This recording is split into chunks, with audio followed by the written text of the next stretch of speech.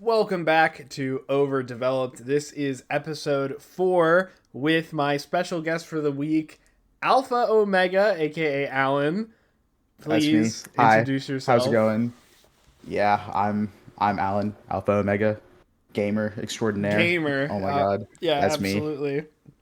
So yeah, today, welcome back. Another episode here. We have had actually, I'd say since the first episode, we've had a lot more to talk about. Probably the most we've had to talk about on one of these because the mid season has launched, and we've also had the Freya hero trial, and Goats has started. So we have a lot to cover in the first section here. So honestly, I don't really see any use in wasting any time. Let's just go right into it. Just as I transition here, opening thoughts. What do you think about the mid season so far? Have you liked it? What's in your head?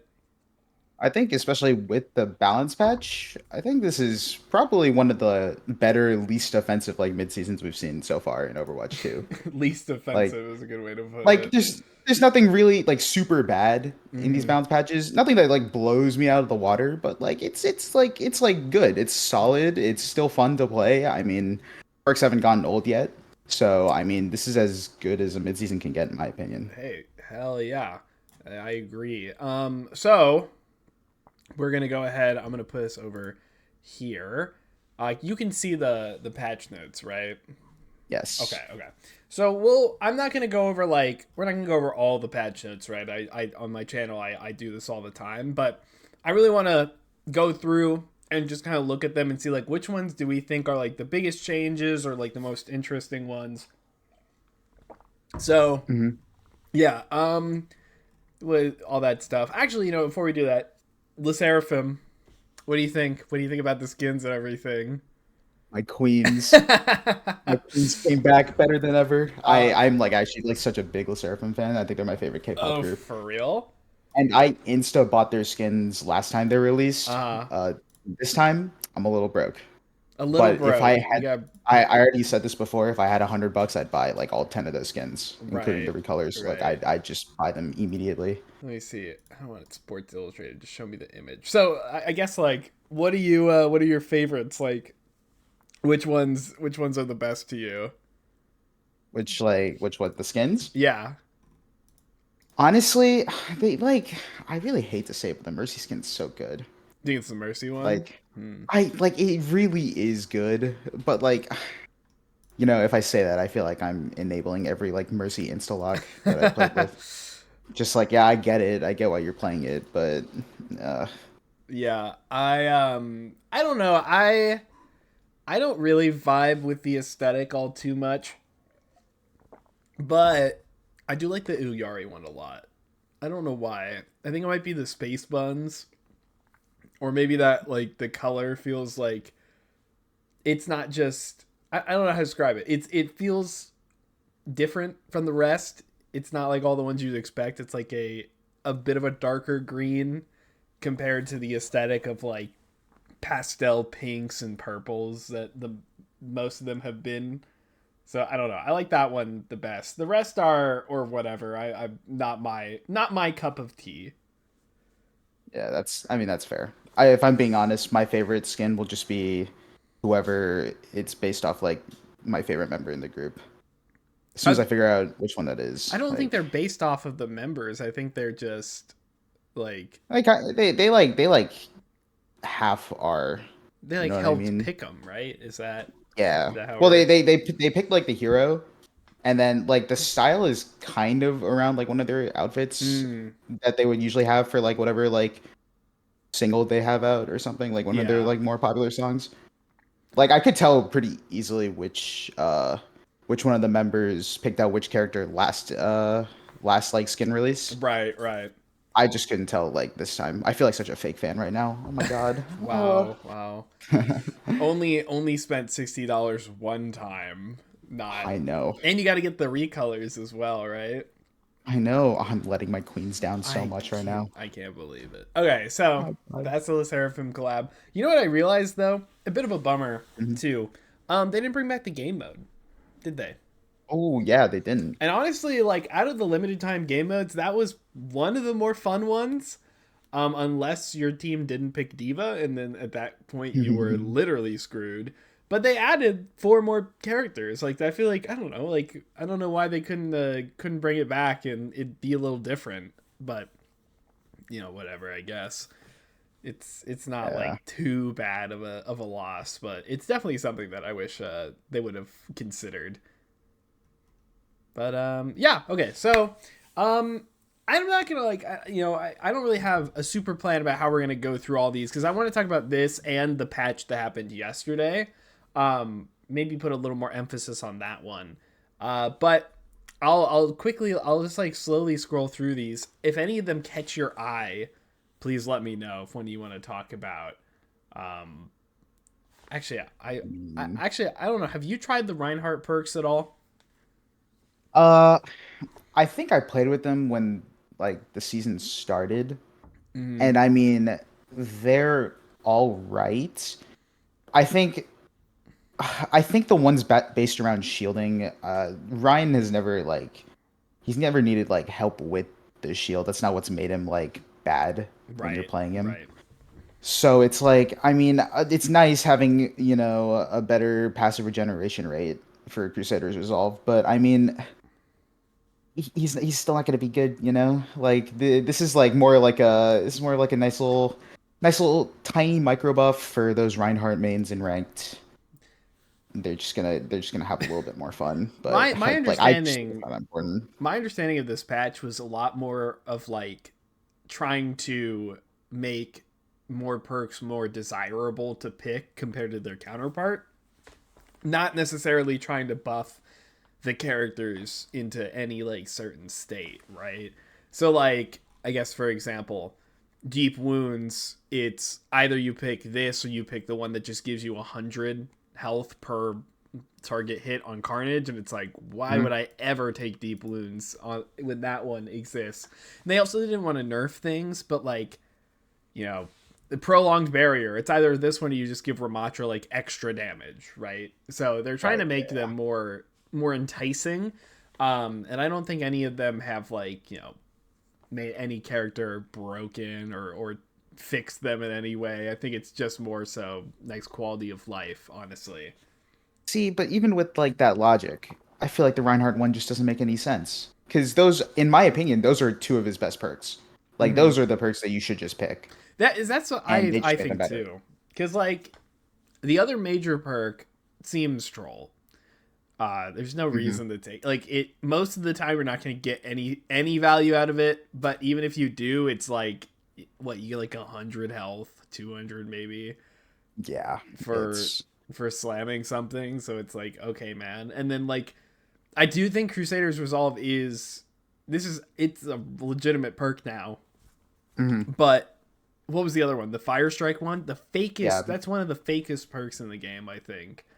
It, yeah, exactly. I don't know. You're right. I think you're. It was to increase their usability in various situations. But like, I guess I don't know. But like in various situations, Crusader's Resolve is pretty straightforward, isn't it? Hmm. It's I'm getting shot at, and this will help me survive even longer than it would without the perk. Yeah, I guess it So, lets you and they be a just little made it better. aggressive. Like, Yeah, I don't. I will say the second major perk, the one based off pin, I think that one actually has some pretty good uses in 6v6. I can't lie. oh yeah, I didn't think about that because now that Reinhardt can steer it and cancel it and do all of that good stuff, Hmm. like that's probably not so bad because you just kind of go super quickly, have bubble matrix something like Right. that follow you, and then if you hit it, you don't even have to hit it. You can just like kind of knock some people back and you'll still get some value out of it, which it's not that Yep. much, but yeah, I can definitely see that. Also in 6v6, I think the Fire Strike one's way better in Yeah. theory. Yeah. Yeah. I don't know how much health his shield has in 6v6.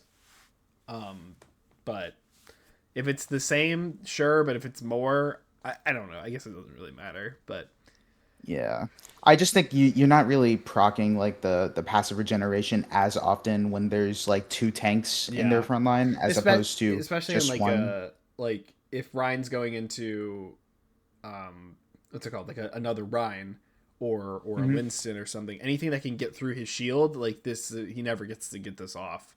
Yeah, exactly. Yeah, that makes sense. So interesting. That's I didn't think about it like that through the 6v6 lens, because all I've been doing is insta locking Mauga with Tom on Queen, and like that's just how we've climbed. I hit That's Masters and I'm like, I'm chilling. I'm I guess that's why I'm still stuck in plat. I've been playing a well, little too I much Reinhardt. I think it was also because Tom and I were playing open queue, and then they like changed it to 6v6. So I was Oh. already Diamond 2, and like we were still like climbing, and then it was like, oh well, now we just six stack and roll people over because they don't know what's going on. Yeah. Okay, yeah. So next up, the hog one, increase the damage. I don't like this one at all. Cool. The reason I don't like this is because it like actually disincentivizes you to throw it further, because now it's just more consistent to hit the one shot. That's I true. think that Yeah. one is like really like, I'm trying to remember what's the other one you take. You just get like ammo when you hit a hook, which is, Yeah, it should be it's like, two MO sure, I refunded. guess it's like extra DPS, but like now I feel like you just always take this one because you should be managing your ammo better and you have a higher potential to kill. So like I think it's Hmm. actually like a kind of a bad it makes this one too effective. And it's just a boring ass perk. Man, I'm just struggling to think of the last time I saw a good Roadhog change. Like, Yeah, not definitely not in the patch yesterday either. yeah, exactly. Yeah. Like, come on, They need man. to be fully what's it called? Kind of fully redone. I guess the only, I think the Winston's whatever. The Wrecking Ball one gives me a little bit of concern. Because I think this character is broken already. And I think the reason people weren't taking transfer efficiency is not because it was bad, but because it wasn't the slam that does extra. Like the slam is fun. Um, Yeah. Transfer efficiency, the transfer cost reduced from 33 to 50%. I mean, Oh. that is crazy. Remember, he gets it back quicker per ally he gets. One, this makes Hmm. him an insane in 6v6. Two, it's just like Ball can be in the fight with his allies, right? I think the original idea, like with this, is why it wasn't used very often, is that when you transfer to allies, you take your overhealth away, and then Ball can't stay in fights at all because he just kind of like starts blowing up and he has to leave. Now, Yeah. this makes it even better at giving his allies a bunch of shields and having them for himself. So like, I think that this one is going to, I don't know. With Mauga gone, I think Wrecking Ball might swoop in and become like the meta tank for this next stage or this lamb we have coming up. I mean, I can see it, but like, I don't know. Wrecking Ball to me was already just like ridiculously good, and I Mm-hmm. think this is a nice it is a nice change to his like perk pool, but like I think you're still just taking the same ones. I think you're taking the pile driver, you're taking pack rat. But do you think, like, I guess on, do you think in organized play, like in OWCS, do you think they take the pile driver one? They have always been taking the pile driver one. Have they? Okay. Oh yeah, yeah. Because it's just so much damage. It is. Like I mean, it I becomes understand. it just becomes an ability you just have to respect. And like the transfer like the cost reduction is nice, but like for the most part, I think even in OWCS, balls have just been kind of doing the same slam engage, pop adaptive, and then towards the end when they're getting out, they'll roll back into their team, give them the Yeah. overhealth, and Yeah. then go back to, the normal ball like roaming stuff. Right. So, like, as nice as this is, it's like if you're super optimizing Wrecking Ball, it's kind of a non-factor, just because of how good the pile driver perk is. I I get that.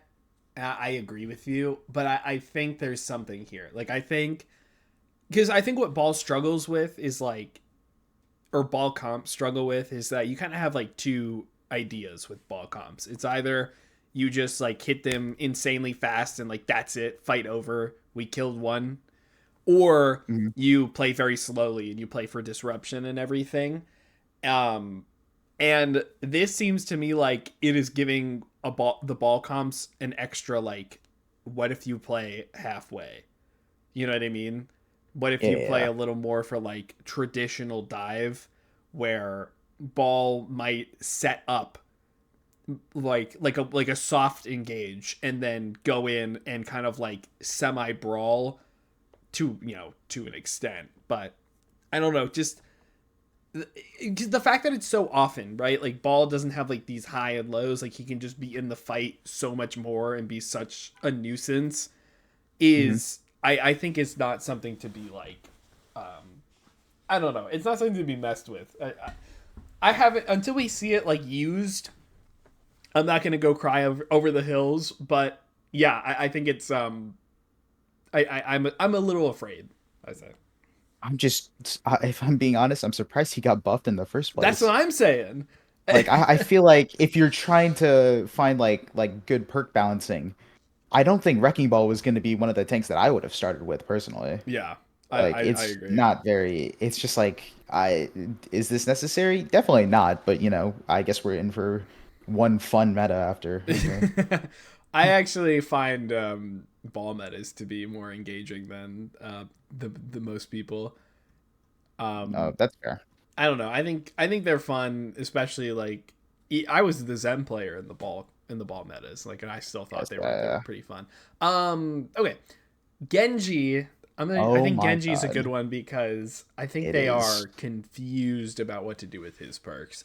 Um, Acrobatics, I said this when I made my video about this. If they took away the double jump after dash and just gave him extra double jump on wall climb, it would be a significantly better ability Yeah, than the one he had 100%. before the patch. Um, I still don't know why you would take this over the Dragon Blade one, because Blade is just like, Blade with lifesteal is a crazy concept because you can damage boost the blade and make it even more effective. Or if you don't damage boost the blade, Genji doesn't just instantly die. Hmm.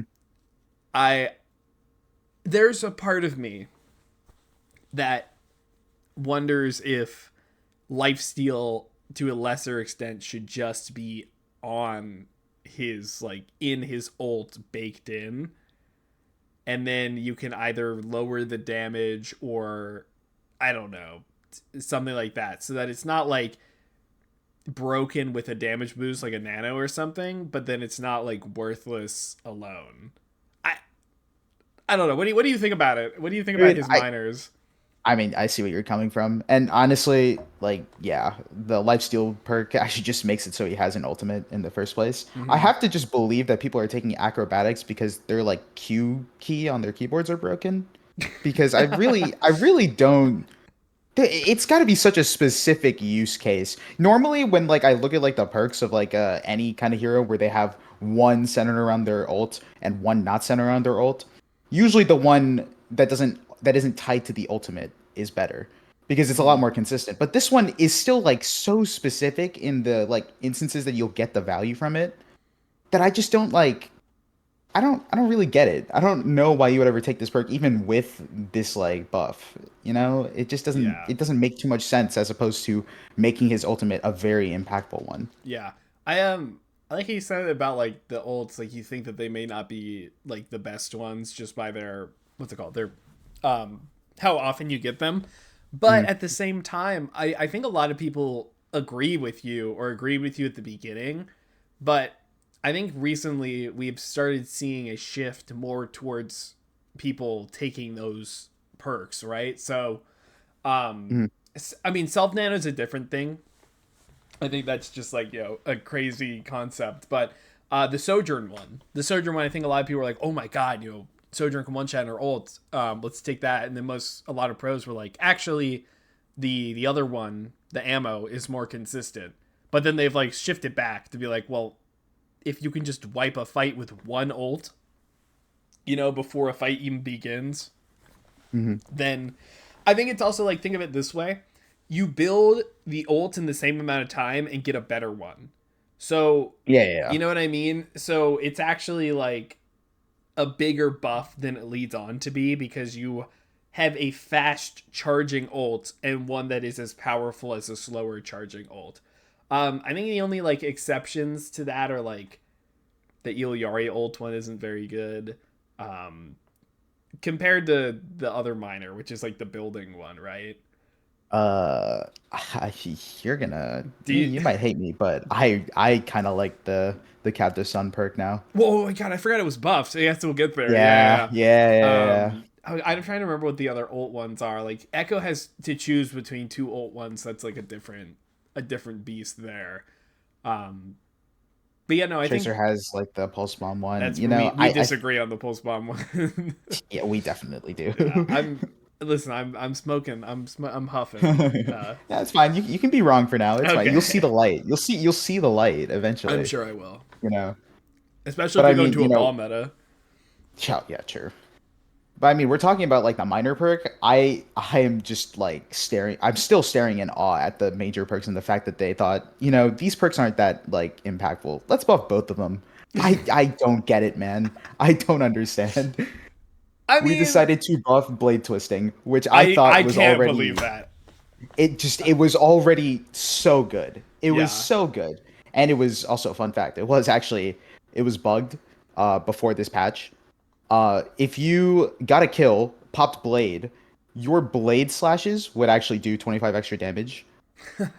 Yeah. And I told that to someone and they were like, "Oh, no wonder my blades felt so good." Cuz I was like, "Well, yeah, you're doing 25 And you're extra." getting fucking lifesteal off of it Yeah, and too. it's lifesteal. Yeah. I mean, they fixed it, so I mean, I could technically say they like nerfed Genji, but like Yeah. for the most part, like they buffed both of the major perks, and this is what I mean when it's like they want someone to pick a certain perk over another one. I mean, they were both good, Hmm. and if you were good at the character, you were taking blade twisting, you know? Absolutely.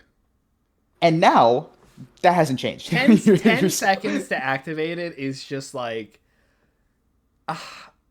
and, it and lasts like so it's not long. even just that. It's like they made the bonus damage apply faster, which is Hmm. just crazy. Like at that point, it just instantly like almost instantly applies. Um, I I don't like this one. I mean, like the snowballiness of it is already one thing, but like giving you 10 seconds to activate it is just insane. Like it's Hmm. really, it Yeah. really is bonkers that it's like we want to try and eliminate snowballing, but you're giving so much of a buffer window to set it up perfectly. Like I don't know, it feels a little backwards to me. And it's also just like, on top of it, it's basically free value. Like you get a kill and then your dash just does more damage.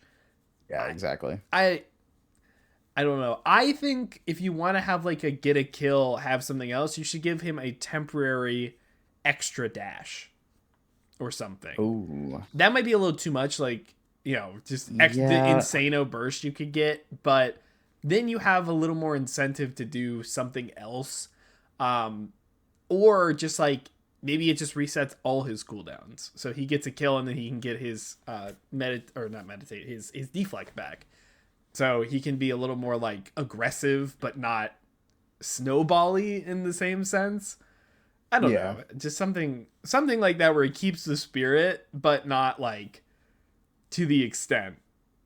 I don't know. If we go into a ball meta, Genji's not so good with ball Right, typically. yeah, So maybe it's not gonna matter, but it doesn't make him any less like still a good pick right now.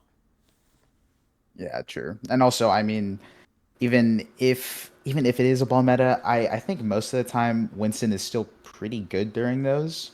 Yeah. So it's not gonna be like this like you have to play Genji in a suboptimal thing. Hmm. You'll still be able to play like your classic dive comp, and he's going to get a lot of value now.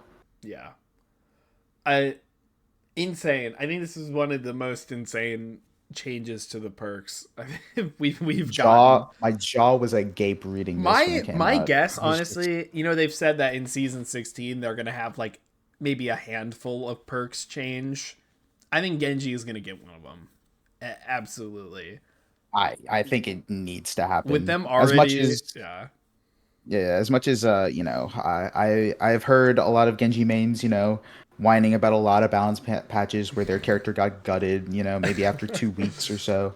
But I mean, it kind of needs to happen. I think Genji is just like he's already still pretty impactful, but he is honestly pretty close to overtuned right now. I He is agree. he I is agree. really good. I know Genji. I think Genji is like a victim of the system most of the time, where in a vacuum he actually is a really good character, but it's just that the characters surrounding the game just like don't allow him to be.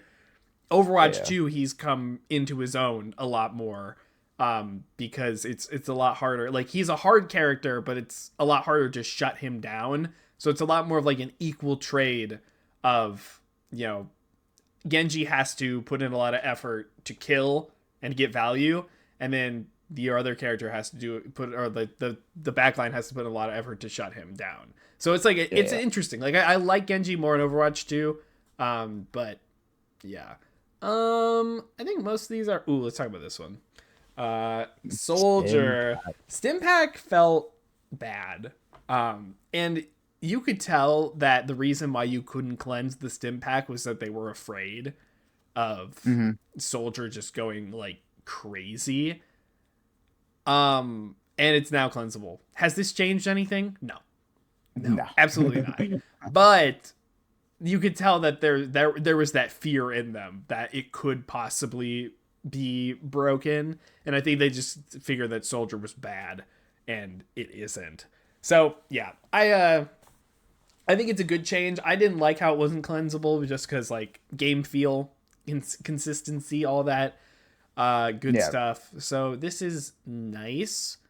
What was I just thinking about Soldier that I just completely blanked on? Oh well, whatever. What do you think about For Stimpag?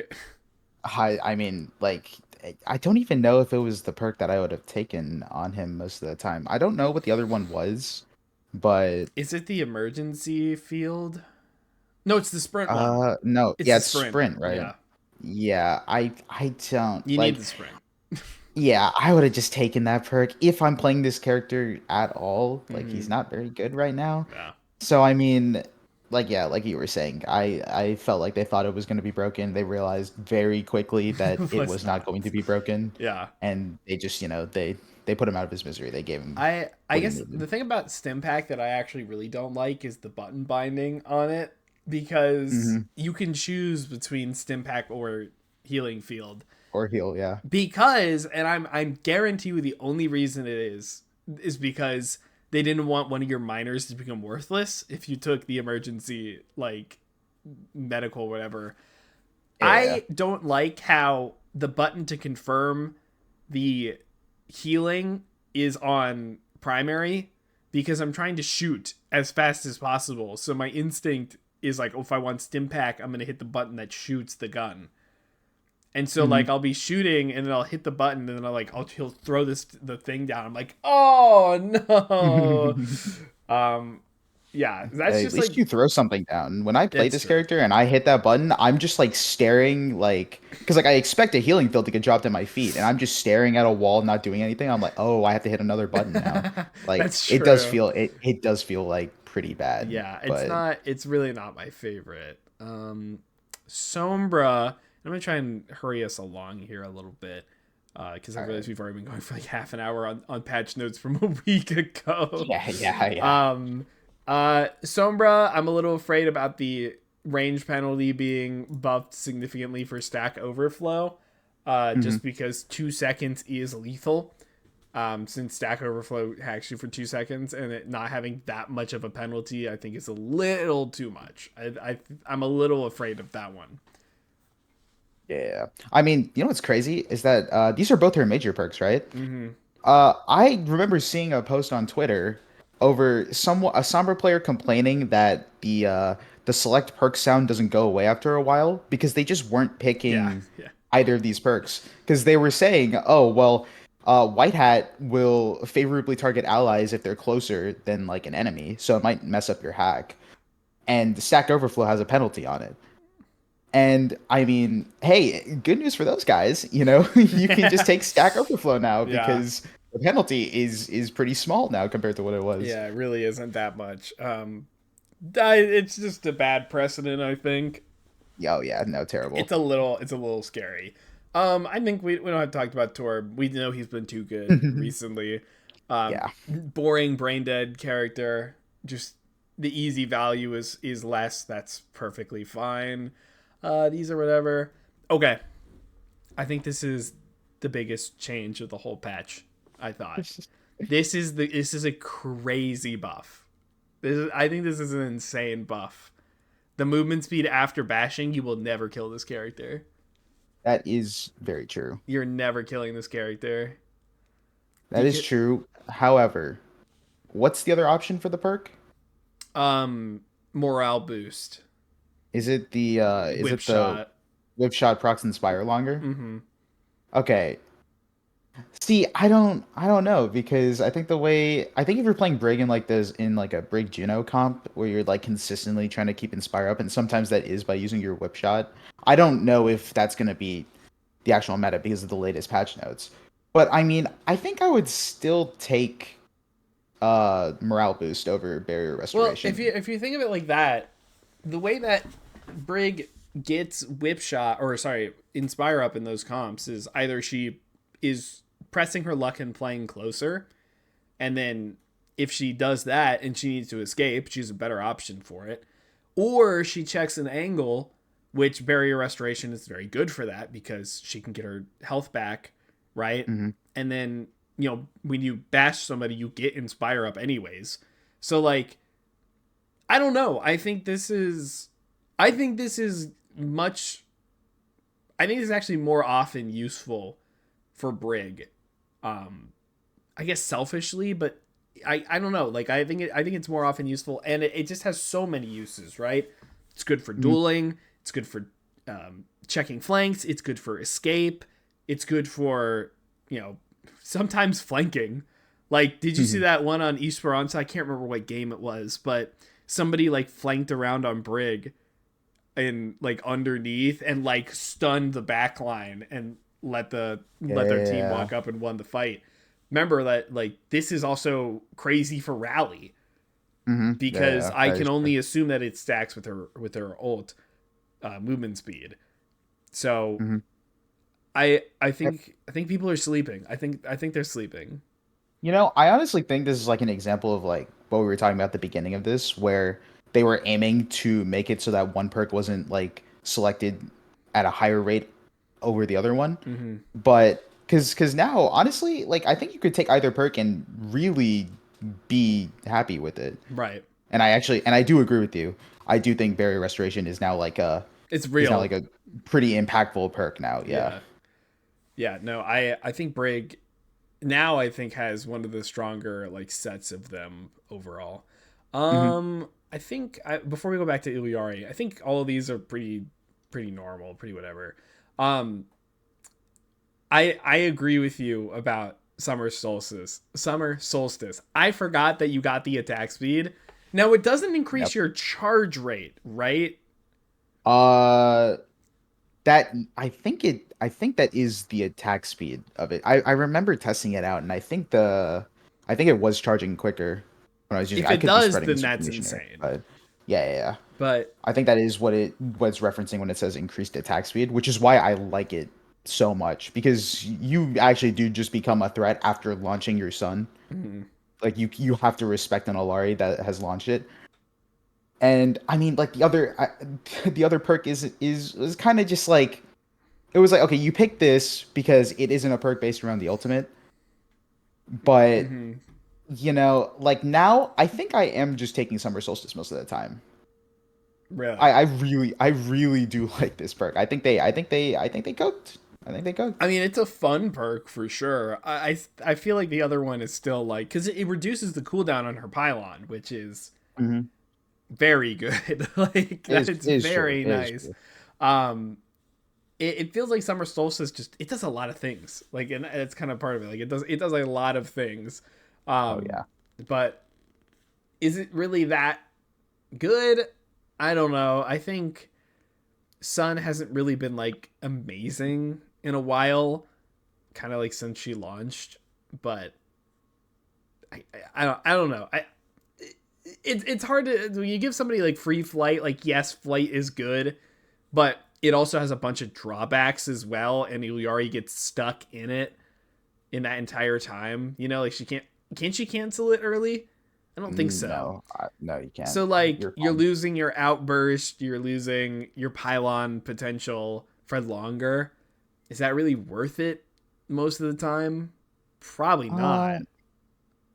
yeah, I can see the argument against it. But look, hey, you said people were sleeping on the Brig one. I'm saying people are sleeping on Summer Well, Solstice. Uyari is I, just dog shit. yeah, So exactly. That's the thing. I don't think it helps my argument that Alari is not a great character right now. yeah, But I think, bring Alari back into the meta, and I feel like people are taking this perk. yeah. I don't. Well, we'll have to see. I think it'll be tough to say. I don't think she's going to be coming back anytime soon. Yeah, Okay, true. so that's good for. We'll break up the patch notes now. We'll talk about Freya a little bit, just because that's new and fun and interesting. Oh But yeah. as I get up just a little bit of visual here, tell me like what are your thoughts? You played her for the weekend, probably got a couple good games on her. What are you currently feeling at this moment in time? I think so far they haven't really. Well, Venture's kind of like like on the fence about this, but I don't think they've like missed with some of their DPS like designs Oops, that's the wrong when one. they when they're designing these characters. I think Freya's just like a really good character for skill expression right now. It's Oh just if yeah. you're really good at the character, you will run a lobby. Mm-hmm. But she's not an easy character to get good at. So I mean, I that's just kind of like my baseline for hey, this is like good character design right here. Yeah. I mean, like, I think some of the most interesting stuff about like a good Overwatch character is that it's the combination of having good mechanics on top of good decision making ability usage and whatnot. And so like a character like Widow is just like mechanics, right? Hmm. And Yeah. among other things, and that's why she's so frustrating. But really, she's just boring because she's just so beyond simple. And Freya is Yeah. not the most complicated character ever. It kind of takes a second to like understand what she can do. This might not be the best game to show off. You're gonna see why in just a second. But yeah, Oh. it's like Freya is. There you go. Like that was like super greed from me, right? Like I thought I'd be like okay, and I just wasn't really watching my surroundings. But you have to have like you have to have that decision making that on top of the mechanical skill, right? Like if I decide to choose like, oh, I'm gonna waste my or use my dashes for damage, and then like I don't even hit the damage, then I've lost my DPS value and my survivability on top of that. Like I think it's a really Mhm. interesting choice. The fact that the two things that she does, move and shoot, are combined together. That you have to choose between which one you want to do. In most scenarios, like obviously there are some times where you could effectively use the take aim with a dash, but like I think in 99 or not 99 90% of scenarios you're going to be choosing one or the other. So that's what I really like about like her core gameplay loop, right? Mhm. Yeah, I think it's like very comparable to Tracer almost like another like high like skill expression like hero Mm-hmm. where you can commit your blinks to getting a kill, but if you mess up, then you're probably dead. Or you balance it out, you save some to get out, but it means you're a lot less lethal when you're getting active. And I mean that's just like another reason why I like this character. I mean it seems fairly straightforward, and I think if this character was hit scan, I think there'd be a riot. Oh Like yeah, there it's, would it's it would broken. be it would be second coming of everyone who hates Widow. But she's not, and it is a legitimately, pretty legitimately difficult character to aim with. It takes like a Yeah. while to get used to the speed of her projectile, the fact that, you have two different firing styles on this character, and like you said, the fact that one of your cooldowns that can be used defensively can also be used offensively. So, I mean, all of it combined, it just kind of makes a character that like, if you're not good at, you're feeding. You will legitimately probably not do anything. Yeah. As if to illustrate my point. No, no, we were But if down you're really two good and at it, okay, yeah, yeah, yeah. okay. But if you are good at it, this character would dominate. I mean, two dashes is like what, three take aim shots. That's enough Yeah. to blow up a squishy. You only need If two. you're You only need Oh yeah, two that's body true. shots to kill a squishy. Yeah, and I mean, if you're playing into certain heal comps, you'll just get the kill guaranteed. Yeah. Some characters Yeah. just cannot out heal the amount of burst damage that Freya Zen just does. kind of has to look at him and be like, "Ah, sorry, guys." Yeah, Like, a sad, dejected stare from your Zenyatta yeah. player as you blow up into smithereens. Like it's like, I mean, I'm not gonna say the character is unbalanced yet, especially given like the changes Yeah. from the playtest to now with her ult and with her passive. Yeah, I guess that's But like a good. What do you feel about her overall strength in this, like, right now? Like, I honestly can't get a good read on it. Like, I don't really know how good I think she actually is. What do you think? Do you think she's on the stronger side? Do you think she's kind of in the middle? Does she have a place? I think if this wasn't a playtest where there was only 3 days that you could play this character, I think if this character was optimized, I, we would see almost one in every lobby, especially towards higher elo. Really? I think that's just how insane the impact is in neutral, and Mm-hmm. with how fast the ult charges. I Oh my mean, god. you really, I've said this before, you can really run a lobby on this character. And it's like, if we only had 3 days with the character, so no one's really going to be like, super super good with her. But when she releases and people put in that time, I think this character is going to be seen in a lot of lobbies, similar to like how Sojourn is seen in a lot of lobbies right now. Yeah, and I also think like with hero bands coming with Freya, I would expect to see Widow. Well, Widow will be banned a lot in most Hmm. ranks, but like especially with, I think people are gonna really like playing this character and really want to play her, and they're gonna want to play her on sniper maps because in theory, she should be decent, but not into Widow. You know what I Right. mean? So like, there's gonna be some, what's it called? People are gonna be like playing this character. They're gonna be banning Widow all the time. I think. Um, You hope. yeah, I hope, right? Like, any character that is fun and popular that is bad into Widow will just get her killed instantly. But Hmm. yeah, I know I think she does have weaknesses. Like, she's not good on every map. She's shorter range than you think she probably is because she's projectile. And it's Hmm. not like Hanzo where he can just like one shot randomly. She can't. She always Yeah, has yeah. to hit multiple shots. And that has a time commitment involved and travel time and all of that. So she is not a long range character, in my opinion. Like, she really does feel so much more at home at that mid range, um, Yeah. more so on the flank than necessarily like behind her team. If you're behind your team playing this character, I think you're trolling. Yeah, yeah, yeah. I It's agree. just not going to work out like you think it is. I think they kind of designed this character to like sort of contest with Soj and how popular Soj is in these like mid-range comps where you Mm-hmm. want a lot of burst damage. You want someone who can play on an off angle, who can play on a flank, and decent mobility. I think that's what this character is meant to be, sort of like, hey, you don't have to pick Sojourn here. There is another alternative. And I think they did pretty well. I think I totally agree with you that she is super effective in the mid range. I mean, she will nuke just as well as Sojourn can, Yeah. but I think she honestly might do it better. I think that what the resources you need for her to start to get the ball rolling like significantly less compared to Sojourn. Right. So yeah, I mean, I think she was made to be better than Sojourn, and I think she is better than Sojourn. At least Whoa. as of the weekend playtest, I think she is. I don't know if I'd go that far. That's a hot take, but Oh yeah, yeah. I 100% agree. But I mean, like I said, if this character was optimized, if we had people who were just as good at Freya as they were at Sojourn, mhm. I think the character is just scary. You know what Right. I mean? Yeah, Like I think it's absolutely. frightening to look at a good Freya player run a lobby. Yeah, there's definitely something there. Oh, look at me, I'm rank checking somebody. I don't know why I'm doing that.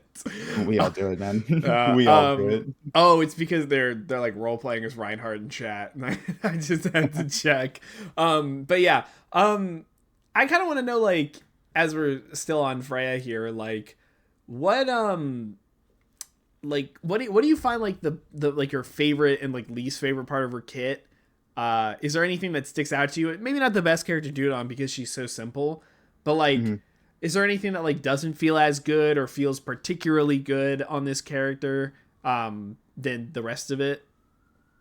I mean, I think I think that like the dash not going too far. I'm not advocating for buffs before I say anything. Right. I think that the dash going a little like little short distance compared to what it could be feels a little off with how this character works because using her I almost called it an updraft. I don't actually know the name of it, but I am a Valorant player and that is like exactly What like is what the I name compared it of to. that?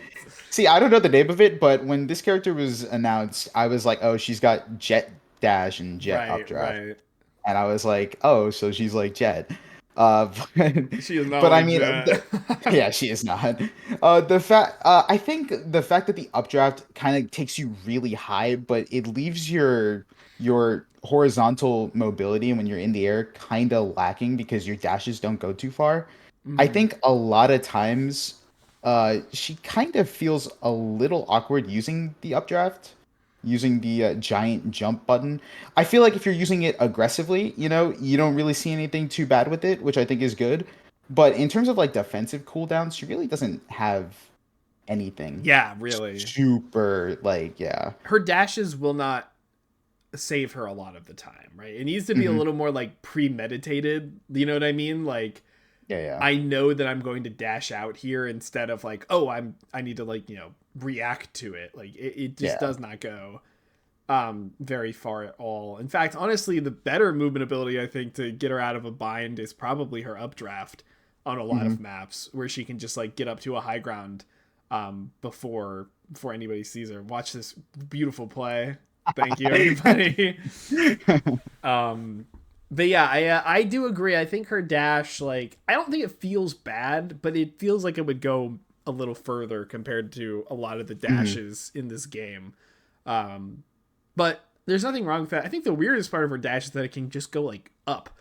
You know what I Yeah, mean? You actually yeah, don't yeah, have to go into a direction if you're struggling to aim and like adjust it. I think the movement you have to do, if you just like, you take aim in the air and then you just hit the button neutrally, then you can just kind of stay there and it might make your aim a little easier.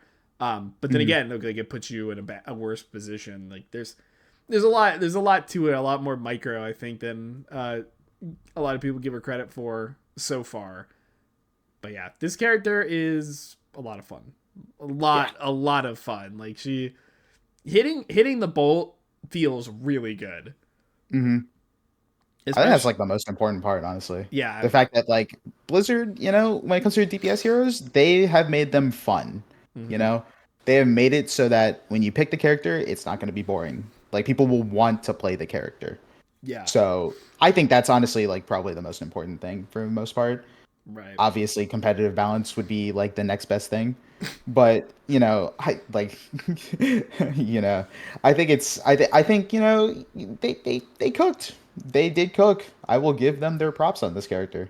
I know, and I was already like when we first saw her, I was like, okay, well, just another like white woman sniper, like sure, whatever.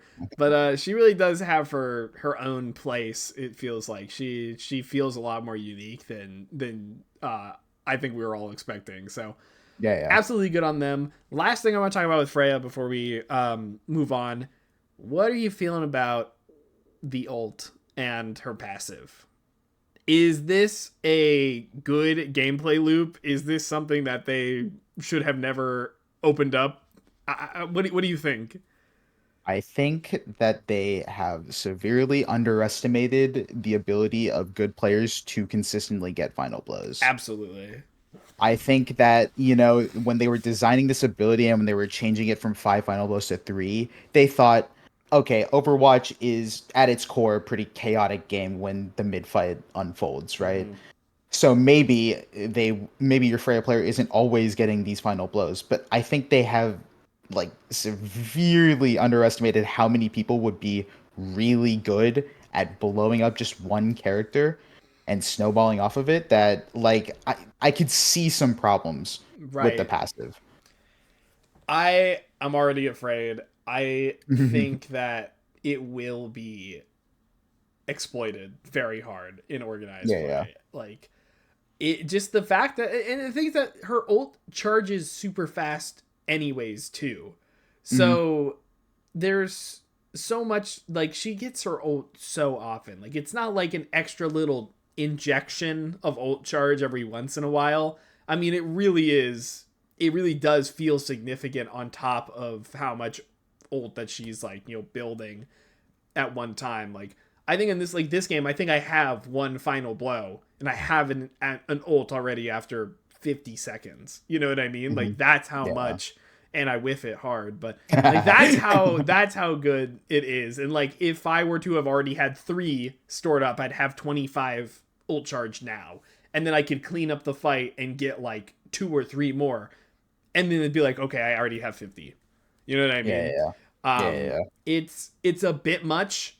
I think they're gonna have to look at how much ult charge it gives her. I'm thinking it needs to go down 20, 15% maybe, Hmm. because I think they want it to happen more often than 5. And I don't think they want to Yeah. put it up to 4 or anything. So it just needs to be less. Like Right. Yeah, I yeah. would I I would agree. also love to see it, like you can waste it if you don't use your ult and you get 3. I think that would be the best outcome for me, just because that's more interesting to me, that you can accidentally like not use your ult and kind of like waste your passive. I think that's a lot more like fun management, but I doubt they're going to do that. Yeah. I mean, I think they will know to balance it if it gets out of hand. I think for the most part, we hopefully aren't going to go into like a another season of of like, people proclaiming a new character is busted because they want everyone to play the character. But yeah, I kind of agree. If they're gonna keep the passive the way it is right now, I feel like it needs to just give less. Yeah, It just needs to reward less if you want it to happen more often. absolutely. I don't know if you need to buff the ult at all. You don't. Um, No. I don't even think. Do you need to nerf it in any capacity? That Um, that could be the way as well, because it does kind of guarantee a kill. It could. I think once everyone starts getting used to seeing Freyalt in their lobbies, Mm-hmm. in my eyes, it's sort of like a more like an easier to block pulse bomb, you Yeah, know? yeah, Because Tracer has a lot of mobility. That's a reason why, it's really hard to avoid some pulse bombs sometimes, because good tracers won't even give you the opportunity. right. But like this old kind of isn't like that. You never really have to worry about a Freya teleporting into your backline. You can mark a Freya, you can tell where she is, you can tell where the ult's coming from. It's not a super fast ult that goes out. Mm-hmm. So I mean, I think when people get used to it, it should see some easier counterplay. I can understand, like I wouldn't hate. I'm not gonna like see if they nerf the ult. I'm not gonna look at them and go, oh well, this is a terrible change. The character's gonna suck now. I would understand, but I am more of a what's the word? I am more in favor of like waiting for the character to come out and then seeing the impact after, Mm-hmm. especially when we're talking about like the ultimate, which is designed to be used more like pulse bomb.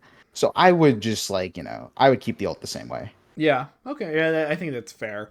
Hmm. So yeah, that's Freya. I think we agree. We like her. We like her. We're glad she's here. And we're excited to see more Yippee. going forward. Now, we are almost at the hour mark here, so I am just going to very briefly run us through. I guess I'm not even going to run through the whole thing. Were there any of the patch notes from yesterday that you wanted to talk about? Is there anything that stuck out to you as being a bit of like an outlier? Ding dong, the witch is dead. That's all I want to say. Mauga nerfed into the ground. Thank God. I cannot stand when this character is good. I cannot. He is not like a super hard character. I think ever since they, tuned him at launch, he hasn't been like the same, gun the tank down kind of character, but like Mm-hmm. just, get him out of my games, man. Like come on. I'm sick of having to see this character So over and over again. I actually misunderstood the what I was looking at yesterday. I Mhm. thought that the change to his passive was a change to his perk. So I thought the extra Oh. overhealth you got was less. This is just straight up his regular overhealth, which Yeah. is massive. Yeah. Um, It's an it, insane I was nerf. watching the Spylo video today, and I agree with him. Like, getting rid of the damage reduction for allies is really like team oriented nerf that doesn't make him as bad on. It like doesn't really matter so much on ladder. But the Mhm. pass, like the Berserker passive, that really matters. Yeah. Cage fight is kind of, if honestly, that's just a quality of life to me. Yeah. I think it having less health actually allows you to kill it and that be like a legitimate play you could go for instead of Mhm. everyone dogpiling into the cage because it's literally not worth it. So I like that. I like that change. But yeah, he really is looking pretty bad. It's pretty rough shape for Malga. I will not complain. Look, I bought the Cowboy Bebop skin. Okay, I played decent amount of Malga, and it doesn't help that my poor collegiate Overwatch team lost to a Malga comp in a depressing 3-0 fashion, Oh which may be fueling part of my anger here. But Malga is not really a tank that should ever be at the front of the meta, in my opinion. He's a very yeah. easy tank, so I'm very happy with all of the nerfs. I think the cardiac hits organized play a lot as well. Malga is seeing a decent amount of play there. And then obviously, yeah, like you said, the Berserker passive getting nerfed just means that I will hopefully never have to see this character in my ranked game. You never really did. I mean, like it was more just happening because people played him in OWCS, but he's a lot Mhm. harder to get functional on a ladder setting, unless you like have a group. Yeah, I guess so. I mean, I have lost a decent number of games to Malgas just because he is actually unkillable if you're playing into a good Malga. Yeah. Combining with cardiac and his perks and stuff. I think even in ladder, he kind of runs game modes like control and flashpoint. Hmm. It is just really hard to kill someone who gets like passive healing on top of a point. But I mean, yeah, like I said, ever gonna complain about a Malga nerf Yeah. No, ever. not really. Not for this guy.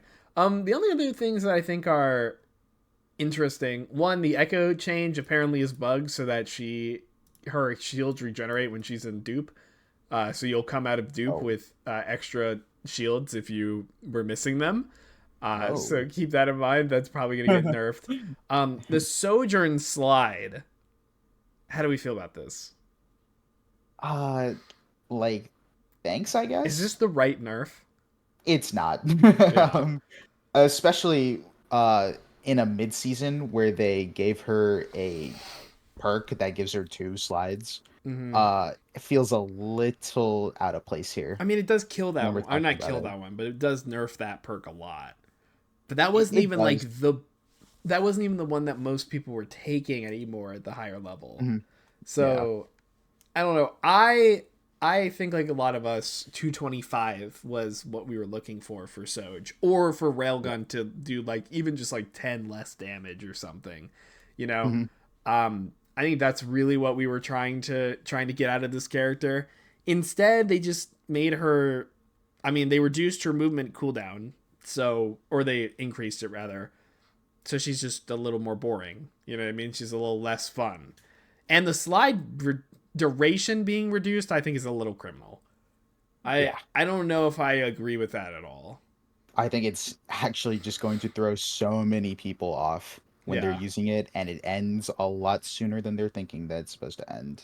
I think that's probably one of the worst nerfs you could do if you were planning on doing a nerf. Mm-hmm. You know, it's something that seemingly also affects like how the players would feel. Yeah. Hitting So, game feel really sucks.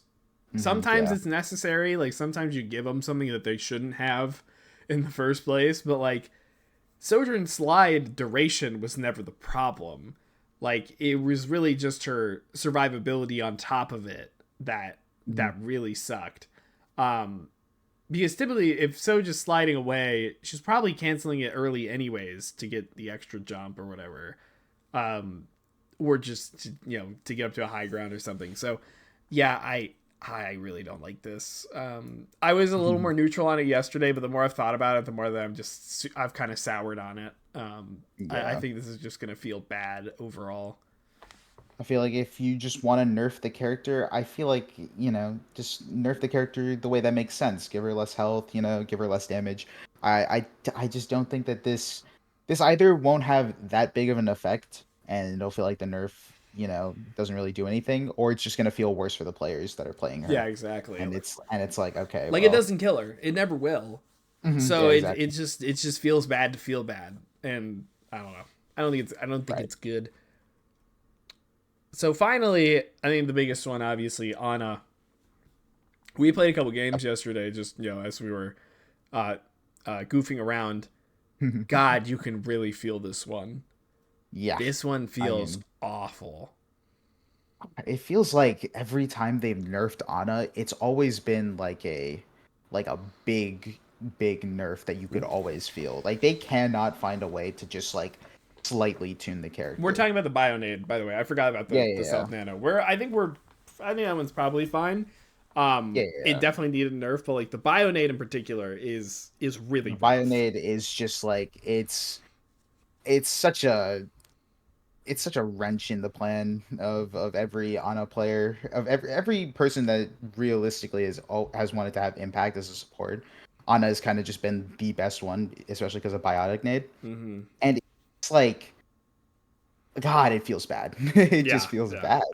Like it just doesn't feel good. I mean, I think out of every time they've either nerfed Biotic Nade or nerfed nerfed her damage slash healing output, it's just always felt worse every time she's gotten nerfed because she's been hit with such big ones. Yeah, I mean, the thing about it is also like supports in general. I think Ana was a bit of an outlier, so she needed Hmm. to come down. But like, this is really too much. I think this is just something that it really screws her game plan over. Like, Ana Hmm. has gotten some really nice buffs over the past couple of months over the year. Like her damage going back up to 75 and all of that. Um, Bionade can just be less effective. It doesn't have to be longer. You know what I mean? Like the anti Hmm. duration could be shorter. The anti could become a heal debuff instead.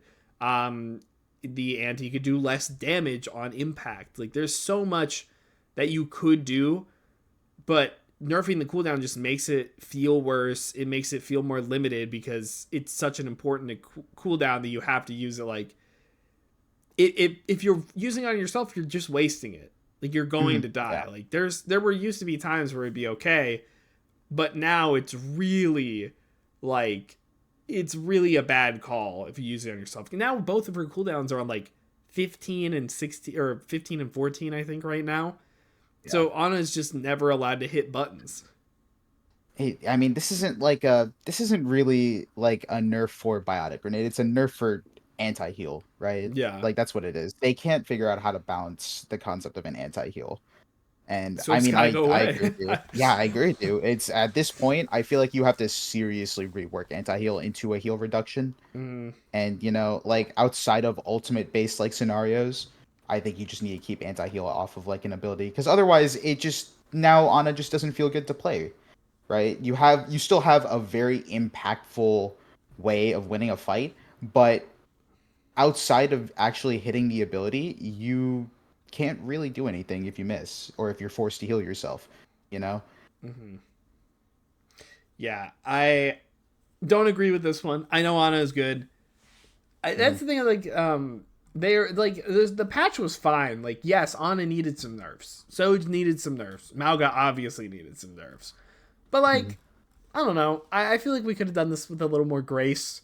It is like a hot fix, so I understand they're a little more limited in what they can probably do without really updating the game. Um, I'm trying to see if there's anything that's like Soldier getting his larger projectile size. That feels like a little more for a Mhm. hot fix, right? Echo Yeah, getting yeah. shields. That feels like a little more than like a hot fix. You would think it's not just a number change. So like I don't know. I think I liked this patch yesterday. I still think it's okay. Like it's not the worst patch I've ever seen. Um, and I'm glad to see some characters actually get nerfed this time around. Mhm. Um, but yeah, the way that they've done it hasn't quite worked for me. So any last words on this before we head over? Um, no, I don't think so. Okay. I think that's it. Okay. Well, Alan Alpha Omega. That is the first section of it. Obviously. Um, let's go ahead and talk about you. Oh. You. Oh my God, Alan. So please, as always, start me out here. What is your Mhm. Overwatch story? When did you start playing? What hooked you? Where have you gone? You know, with your relationship with the game. All of that. Give me the whole thing. I remember the first time that I had ever heard of Overwatch, which I believe was in middle school, and it was the time where in Georgia we got hit with that bad blizzard, and we got to stay home from school. And during that time, I played the beta of Overwatch One, and honestly, I don't think I have ever fallen in love with a game quicker than that. I had played it for maybe like a couple days and I Mm-hmm. committed myself to playing that game. I remember talking to all my friends about it. I remember when we found out our assistant band teacher played the game. That was funny as hell.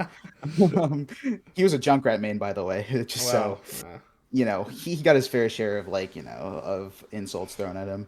But yeah, I mean, I took a pretty big break from it around the time Goats came out, around the time Braid was released. Mm-hmm. And I came back to it about a season before Graveyard season of Overwatch 1 when I finally built my PC. And at that time, I was not good at any game on the PC. Right. um, but it was probably the best time I could have been bad at Overwatch because I waited and then my sophomore year Overwatch 2 dropped. I started playing it from a more serious mindset of like, okay, this is a game I want to try to get good at, you know. This is a game that I want to, you know, get involved with the esports scene more. I want to do all of this, I want to do all of that. And you know, it kind of came to an apex when I transferred to EGA and I joined the collegiate team, and that was the most I'd ever played this game before. Mm-hmm. And now I find myself as a wash support player who can't make it back to GM. So, you know. All right. Well, that is great to hear. I think what I want to talk to you about today, I've got like two topics to talk about. One, let's keep it on the Overwatch train. Tell me about your experience this semester on UGA. Well, I mean, you can actually talk about any of your competitive experience, like on actual teams.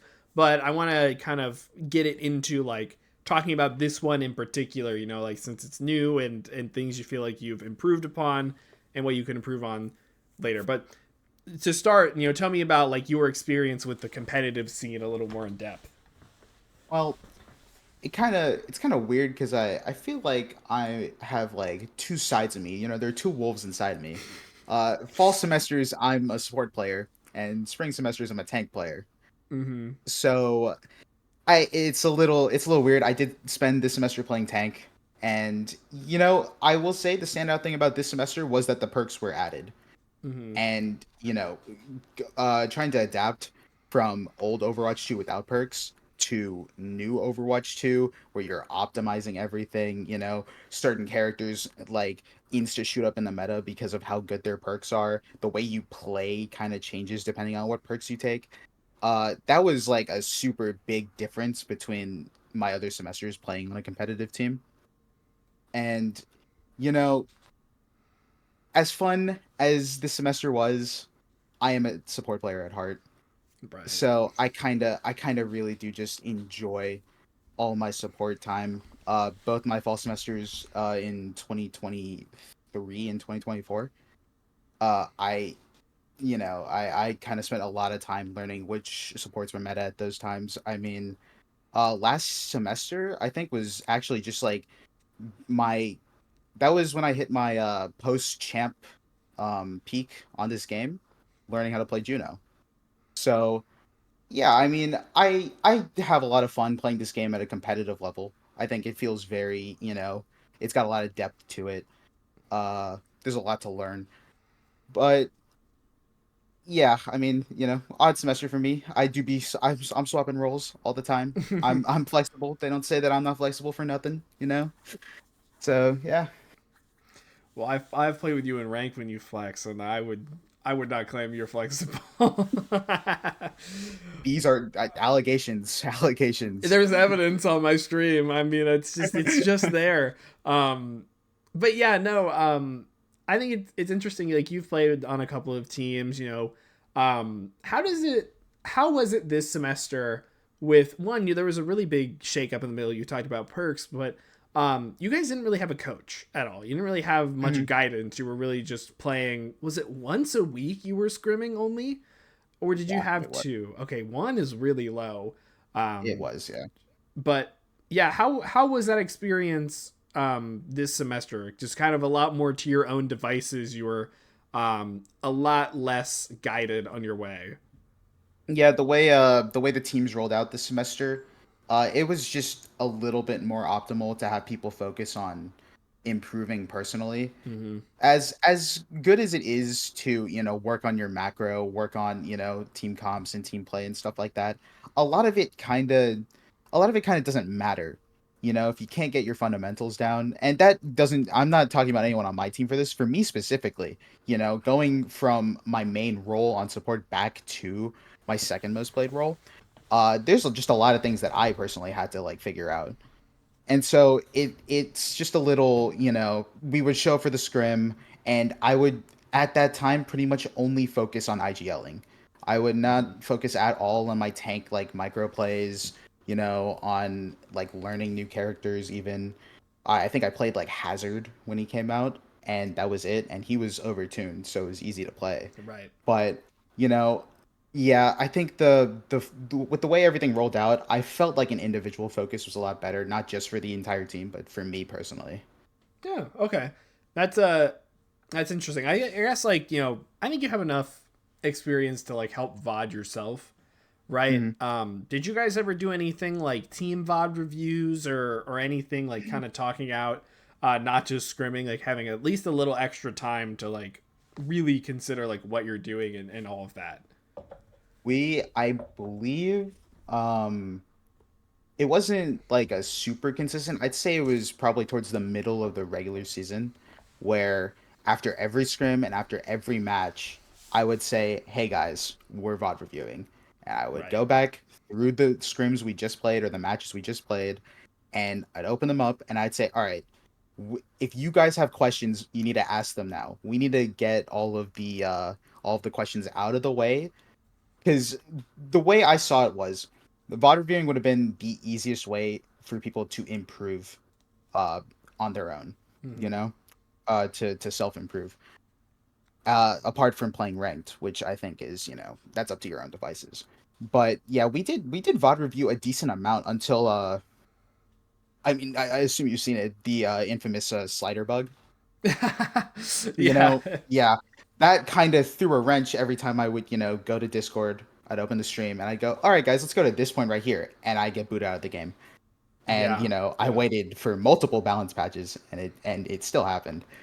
But, that was kind of what ended up stopping us spot reviewing. But yeah, I mean, we did do it fairly often, but probably not as often as like a VOD review should happen.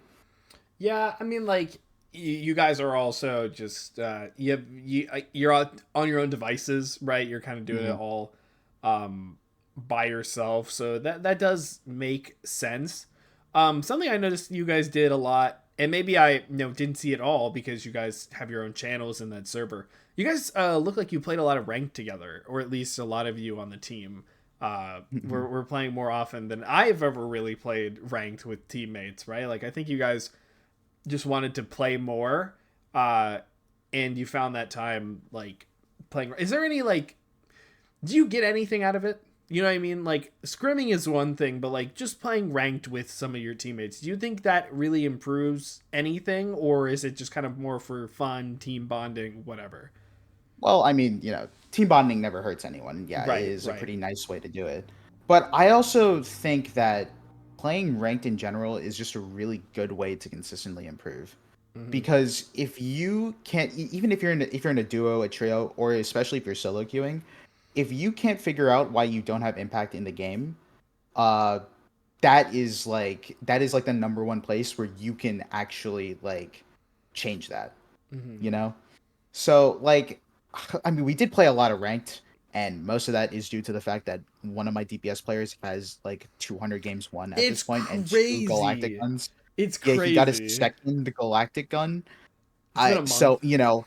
yeah, you're bound to play ranked when, you got someone like that on a team. Right. But but for the most part, I've always been like a ranked grinder. I was playing it last semester. I hit my peak of Masters 3, almost hit top 500. Oh. Did not do that. Oh, did damn. did not get there.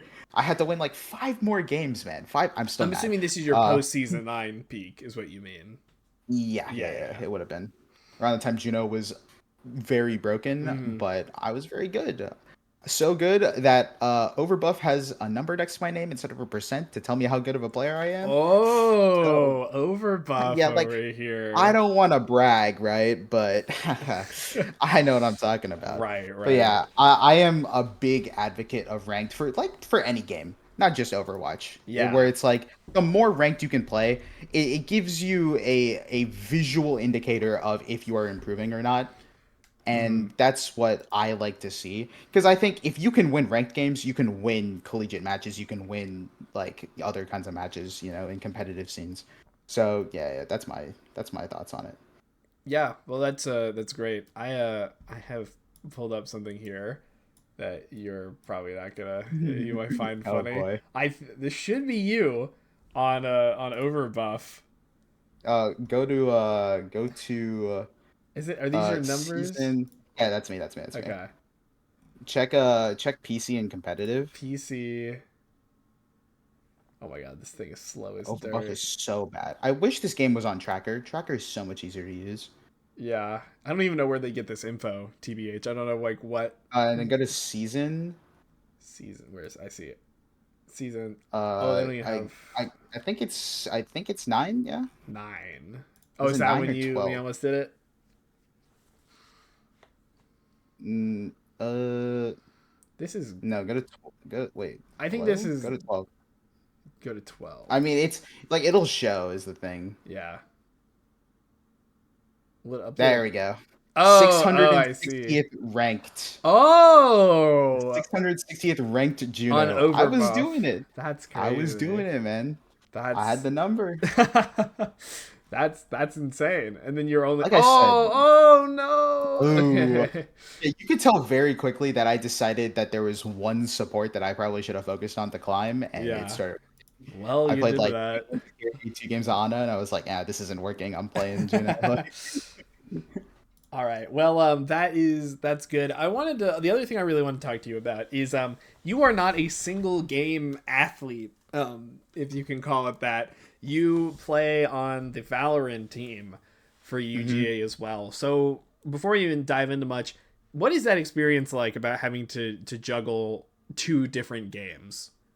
Well, it does mean that I can't scrim as often as I want to. I do really Mm-hmm. like scrimming, but between two teams in school, and just splitting my free time on playing those games, playing either Overwatch ranked or Valorant ranked and all my matches and stuff. It's a lot of time, but I really do enjoy doing it. Um, and for the most part, I mean, I'm on a Valorant team, but it's the C team, you know. Right. So it's a lot less. There's a lot less time committed to that one, but it's still like I still improve in both, and I take things that I would learn in both games. I can apply them to both. So Yeah. it's a little bit more work, but I feel like it feels a little bit rewarding too. So actually, that's a good segue. What are some of the things that you find are kind of transferable skills, right? Like what from Valorant or vice versa can you learn about Overwatch or improve about? Um, because other than just like general mechanics.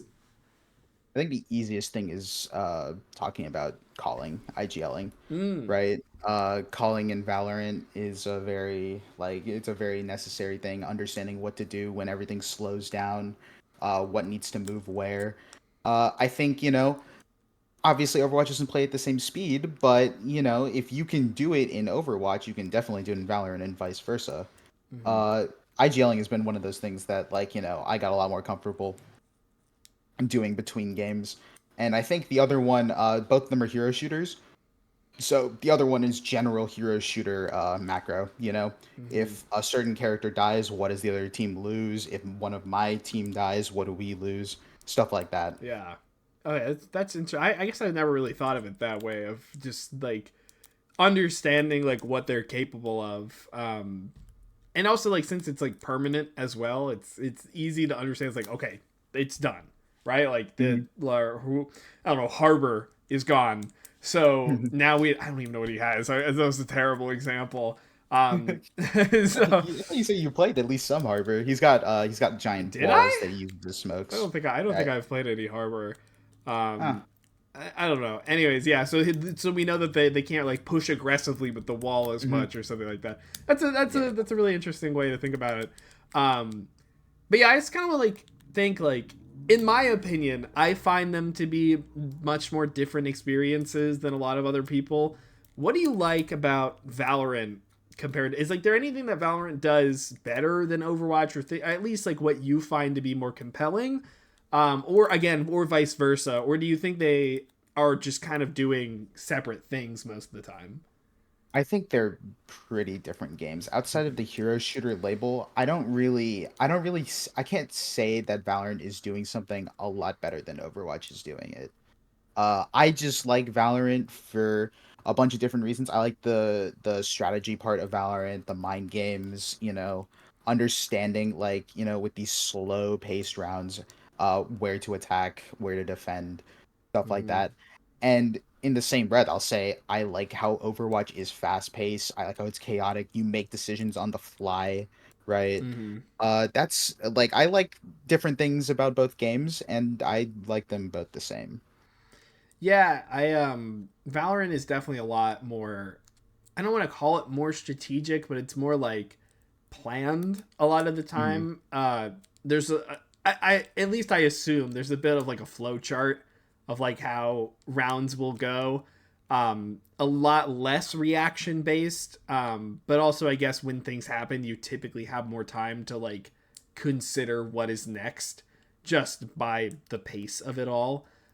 Hmm. And the limited like well, I was gonna say the limited scope of the map, but really in Overwatch, you're playing it like one part at a time. Where in Valve, anyone can kind of be anywhere since you can split Yeah. push and flank and whatnot. So, I think the way I usually look at it is like basketball versus football, mm-hmm. where basketball is very quick. There's you're always doing something, Yeah, roughly, you're reacting at the same time that they're doing something, and you're trying to up the pace, and when you lose something, they gain something.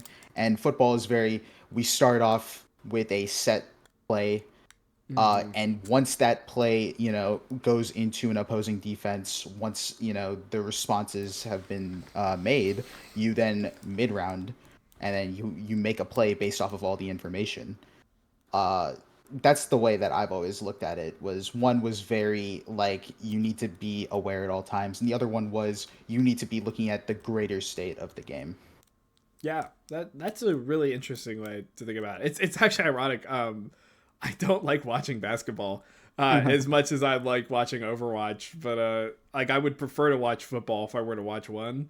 Um, Mm, even though like I don't really like watching Val that much, but I that's see where you're fair. coming from. That's a pretty good analogy. I like that. Um, So yeah, Valorant player extraordinary. What's your rank in Valorant? I don't know like what the, and maybe like a good like, how do I say this, like comparison to Overwatch, because I would bet a lot of people don't know, just like me. Yeah, I am getting gate kept out of Ascendant. I'm Diamond 3 Mm. right now. And I think the closest I would be able to say is that it's close to Masters, Mm-hmm. as it is right now in Overwatch, with Radiant sort of being champ and Immortal being GM. Although I know that's not how, Overwatch Top 500 works, where Right, like, right, right. top of it, I think right now might be closer to top of GM or like bottom of champ. But yeah, I'd say I'm like closer to like top of Diamond, bottom of Masters sort of rank there. Okay, okay. So you're very close to your skill level in Overwatch, at least in effectively. Hmm. So yeah, that's that. If in case people were listening or wondering, like what kind of environment, like what your experience is like. And I think it also kind of shows the difference between the programs. Hmm. Valorant at UGA and probably every college just has so many players that their C team are Diamond Master Hmm. equivalent, whereas this semester for Overwatch, the A team was Diamond That was Master Diamond Master, equivalent, yeah. just because of player base numbers. But Val is still continuously the biggest game in the, I guess, like the NA collegiate space. Hmm. Yeah. I don't know, like League is probably a bigger game across the globe. But in specifically collegiate in North America, I would say that Val has like the most players that like try to play it, Yeah.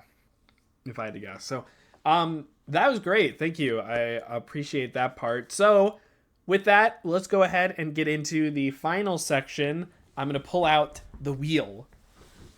Oh. All right. I'm gonna give you a spin, and I'm gonna get. I got rant. So this is about just random regular video games. I see you play a lot of games as well outside of Val and Overwatch, of course. Yes. Okay, let me see. You can't see this, can you? Yeah, I was Um, about to say I can't see I know that. Tom couldn't see it last time, and then he had to just hear it. I But just heard the metal clang and I was like, oh god. yeah, okay, so this is the wheel. I just have like a little document that has questions. I need to update the questions. Some of them are not great and I barely stick with it. So you'll a lot of times I'll roll it and I'm like, I don't like that question, just pick another one. But Definitely. anyways, I'm gonna go ahead and give you a spin here. Okay. Ooh. Maybe something new this time. D. I don't know what D is. Ooh, okay. I think this is a spicy one. Is there a game that comes to mind that you find to be generally overrated? Oh, Yeah. overrated. Ha. I think honestly, it's going to be a multiplayer game for the Yeah. most part. Yeah. And I'm gonna say the entire Call of Duty franchise for the most part. I I think I think that thing is so heavily influenced by nostalgia mhm, that honestly a shell of its former self, and yeah. it's not really that good anymore. We gotta let it go, man. I never had COD in like the heyday. Like I never played Black Mhm. Ops 2 and all those like I did get to play Black Ops 3 and I think people generally like that one. But I played a little bit of Modern Warfare Remake and I thought it was okay, I suppose. But yeah, when I see modern COD gameplay, I it's one of those where I don't know what's going on. Like the movement is so just like crazy that it's at the point where I'm like, I know you're not trying to do like you're not what's it called? Like choosing to do a lot of this. It's just like I just need to be doing things at all times. Yeah, Um exactly. it's a lot of the same thing when and this is a little bit of a different example when I see Fortnite gameplay of people Mhm. doing Yeah, 90s and stuff. I'm like it yeah, looks just super like chaotic and weird, but at the end of the day you're just building like four walls around yourself. You know what I mean? Like Yeah, yeah, it, yeah. the attention and the hype doesn't match like what is actually happening. Like when you're doing all these movements in COD, it's just to like shift your hurt box and all of that. Hmm. When it really, Yeah. it looks so much more busy than it needs to. It's a game, especially with Fortnite too. It's a game made for like the younger generations. You know what I Mm, mean? It's a game made where like you hit a lot of buttons and you move a lot and you do a lot, but in reality, it's kind of just confusing and a little, a little unnecessary for the most part. It's really why I stopped kind of playing a lot of them, mm-hmm. where it just sort of like, especially with like the news release Black Ops 6. I played it for a while, and after a while, it gets optimized and people realize just how lame it is, honestly. Yeah, I I don't know. They're just not, and of course they always pump them out, and they're the easiest game Oh to yeah. sell to just Joe Schmo. What was that? There's that statistic that I believe it was 2021 is when Call of Duty Vanguard came out. I think, Hmm. and the top selling games of that year. Number one was Call of Duty Vanguard. Number two was Black Ops Cold War, which came out the previous The year. or And it was one of that, yeah. like, it was like an eye opening moment about, like, oh, I'm the minority in my, like, hobby. You know what I mean? Hmm. Where I'm like, oh, this wasn't even like a world I considered. Like people are even playing these games, right? Like they just kind of come out and like that's it. The no fanfare basically. They just like happen Hmm. Yeah. and they just sell like they just sell a bunch and like the rest of that list was like you know your sports games and I think in Hmm. Yeah. 2021 maybe like It Takes Two was on that list or something, Right. but for the most part it was just like the most basic boring like Mario Kart of course was on that, just like Hmm. the ones that always show up over there. And Yeah. I was like, oh yeah, wow, okay.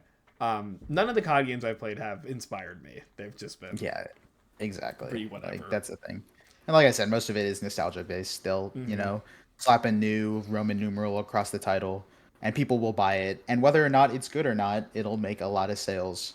Right. And it's just stuck in like a constant like negative feedback loop where Activision makes a lot of money, doesn't really bother needing to release a good game, and it just keeps going over and over and over again. So. Yeah. The reason I like this question is because I play a lot of games, and so it's Hmm. even if I roll this one, I can always get a new perspective and then pull out another game that like out of my hat and be like, how can I piss people off today? I think today my overrated games. I'm gonna do plural here because they're very similar in the same breath. Um, I have played them both. I have gone through the credits on both of them. I do not like the Final Fantasy VII remake games. Oh. I find them to be. Here's what I'll say. I really can appreciate the idea. I appreciate that they have attempted to do something interesting with the remake. It is not just retelling the same story. The narrative is somewhat about the idea of retelling it and like knowing what's going to happen and all of that. It is a great effort monumentally that fucking flops on its face at any chance that it can get. I think it is just the combat is fun at first and then it gets really grindy and bad near the end. Like I just find it to be really samey and not interesting. The story and the acting is just it's not told well at all.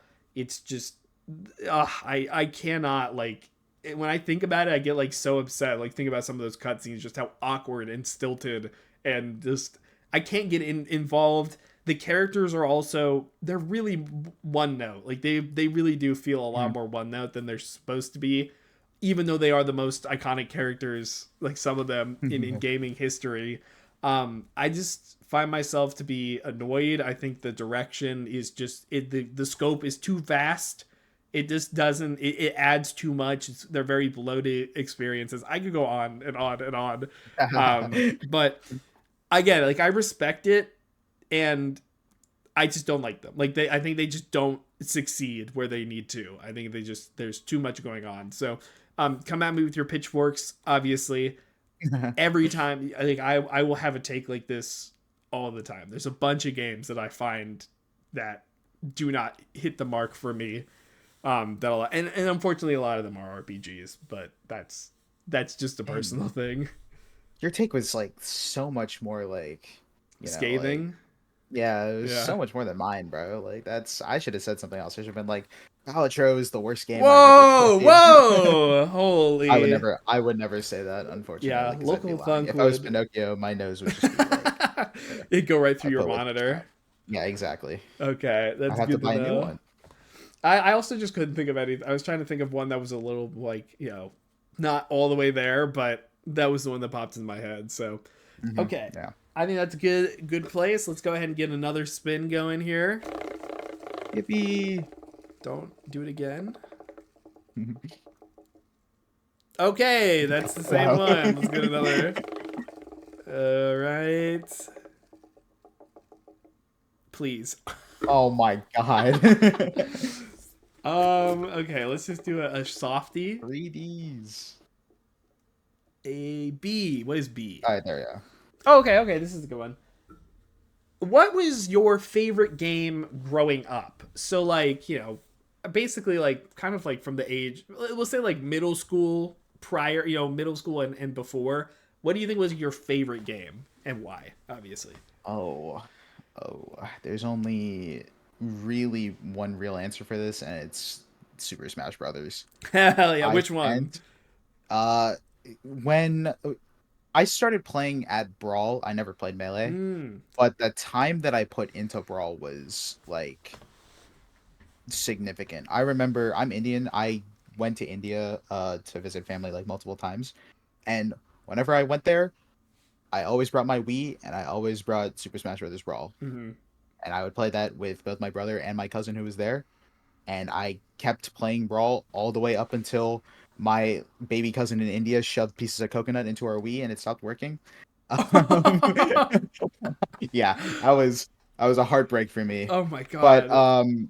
it went pretty far, even to the point where my in the eighth grade, I believe, or no, it would have been like freshman or sophomore year for me when Ultimate came out.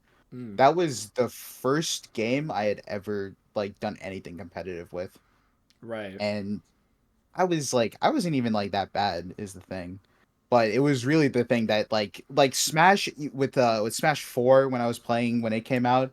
That was the first time I had watched any esport at all. Mm-hmm. It was Smash 4 Ultimate or Smash 4 the singles and stuff. So yeah, Smash kind of like it was not only like the game that I put the most time into, but it was like the thing that got me into esports in general. Yeah. I mean, same here. I mean, I was also same way. I was a Smash guy for a very very long Mhm. time. Um, Yeah. I started with Melee. I played Melee when I was like 2 years old. My dad probably shouldn't have let me play Mm. Melee, but Brawl in particular, I could never go back and play it now. I think it would just feel really bad. But Oh yeah. like, Subspace Emissary is still like some of the fondest memories. I remember I went Mhm. to I was on a trip. We were on like a road trip. We were going up to DC and Pennsylvania, um, and we were seeing like like family friends or something. I was a little young, but Brawl had already come out, and I didn't get it because my parents. This is so funny because again, I played Melee when I was 2 years old. They were like, "Yeah, we don't know if we want to get you that one because it's rated T," and Oh, Melee was also rated T. Like there was, and that was my argument. I think they, at first, they like understood it and like they were just like, well, we're just not gonna like we're gonna ignore that fact. But eventually they couldn't deny it. But we went up to a friend's house or like the family friends, and he like their kid, like their son, who was a little older than me at the time, was playing mhm. Brawl, was playing Subspace. So like I got to see like the cutscene of them on the halberd with like Snake and Lucario. It was the Yeah. coolest thing. Like I was enamored the entire night. And so I think after that, my parents kind of like woke up to the fact that they should probably get it for me. And so for that Easter, I woke up with my Easter basket with Brawl in it, and it was just the best day of my life. Dude, your story is so eerily similar to mine for Brawl. Like, Really? 'cause I went to a friend, it was like a family friend's place, and he was like, "Hey, you guys want to play a game?" And at this time, I like, I'm so young, but I was like, "Yeah, I want to play a game." And it was Brawl. Hmm. And I remember he was a little shit because he would pick Meta Knight, and Oh, he knew. and Oh my and god. I just want to play as my favorite character Yoshi, and it didn't matter because Meta Knight was just Yeah. so good. And I remember asking my dad to buy me, and I was standing in the GameStop, and he was like, "It's rated T. I'm not gonna buy you this game." And you're And younger like the than little me kid, at that point. yeah, yeah, Yeah. exactly. And but like the little kid that I was, I stood there. I like started crying. I got on my hands and knees. Dude, I wanted it bad. And he was like, Yeah. "Okay, okay, I'm gonna buy you the game." Uh, I totally agree with you too. By the way, my dad probably should never have bought me that game. Yeah, I mean, like, here's the thing. It's cartoony violence. Like, honestly, I think it was only rated T because the art style was a little more like rugged, I guess. Yeah, Like, I actually don't think it is that like if Brawl came out today, it would be E10 plus. Like, no way around it. I don't think. I Um, don't remember exactly. well, I could actually, have. I lied. Master Hand is literally bleeding in subspace. Yeah, he I does forgot bleed. about that. It is a little violent in subspace. So if one of them is gonna be T, it's Brawl. Melee being I T is a little much. Yeah, that's true.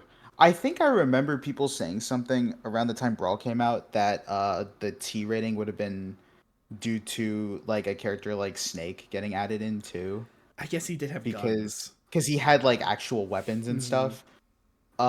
But like yeah, I also totally forgot that Master Hand starts bleeding, which Yeah. is Ult like Ult also has snake and real guns, and if I'm not mistaken, Ult is E10 plus. Am I oh, crazy? that is Because true. Smash 4 is definitely E10 plus. Let me It hold also on. I has can check. Joker. It It does also have. has Joker, Yeah, he literally who has gun. has a gun. Yeah. Um.